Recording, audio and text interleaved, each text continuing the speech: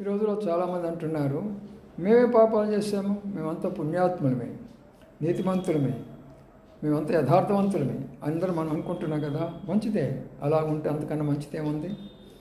అయితే ఒక మాట గుర్తుంచుకోండి, ప్రపంచంలో పుట్టిన ప్రతి మానవుడు అబద్ధం చెప్పకుండా ఎవరైనా ఉన్నారా?